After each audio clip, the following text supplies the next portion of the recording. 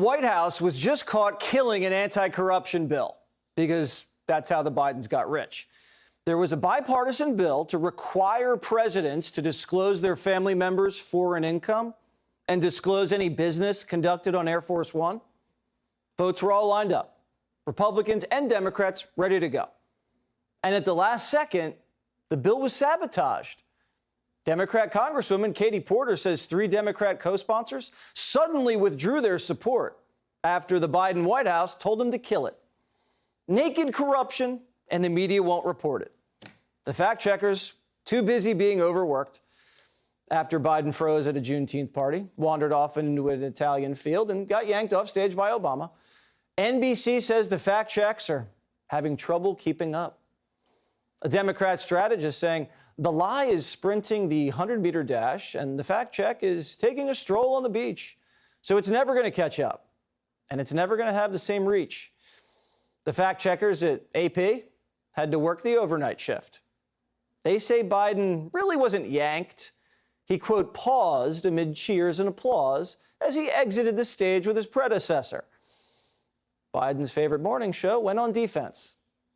We have to interrogate every purported fact and see if it's real or not. I'm not any sort of believer in conspiracies, but I do believe in coordination. And boy, this parachute thing was so coordinated. It's going to get worse, not better, between now and November, and that's going to be the difficult part, particularly for American media that wants to try to play the balls and strikes.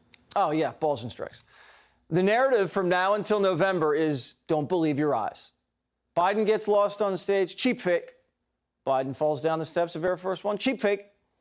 Biden's brain freezes, cheap fake. This was Biden today. My name's Joe Biden. I'm Jill Biden's husband. Thanks to all the members of Congress and Homeland Security Secretary. I'm not sure I'm going to introduce you all the way. Morning Joe will be calling that a cheap fake by tomorrow morning. But where'd the term cheap fake come from? It was coined by a self-described lesbian punk anarchist embedded in the Occupy movement, of course. That should tell you everything you need to know. It's their word because they're the masters of it. Democrats were cheap faking their way through the last administration. Remember the koi pond hoax? Mr. Trump feeding Asian carp in a koi pond, first tossing spoonfuls of fish food, then following the prime minister emptying the entire box. President Trump broke protocol in Japan by dumping an entire box into a Japanese koi pond. Mr. Trump was actually following the lead of the Japanese prime minister. The president said, enough of this spoon stuff, okay? Just take it. Yeah, I know. And the Japanese president said, okay, I'll do that too. The media deceptively edited Trump out of context, but that's not a cheap fake.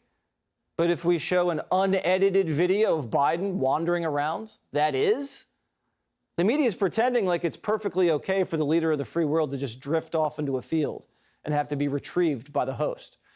Imagine if last week Trump was wandering around the Capitol and Mitch McConnell had to just bring him back in. They'd be demanding the 25th Amendment, like they were doing back in 2018. Can you assess the president's mental fitness for office? The president appeared to slur his words while giving an address. Did you look into what the cause of that might have been at all? Are you ruling out things like early onset Alzheimer's? Are you looking at dementia-like symptoms? On what basis would you, and this is just a philosophical question, advise the cabinet that the president is unable to discharge his duties? How does that bar get met?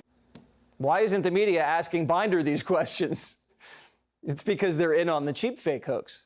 The bloodbath, the dictator on day one, the Milwaukee hoaxes, all cheap fakes, all deceptively edited, taken out of context, and then amplified by the media. And we have a new one. A Democrat pundit just posted this photo of Trump from November. Look, here's a photo of Trump having to hold someone's hand to guide him off stage. So we looked at the tape, and Trump wasn't holding on to Don Jr.'s hand. Watch this.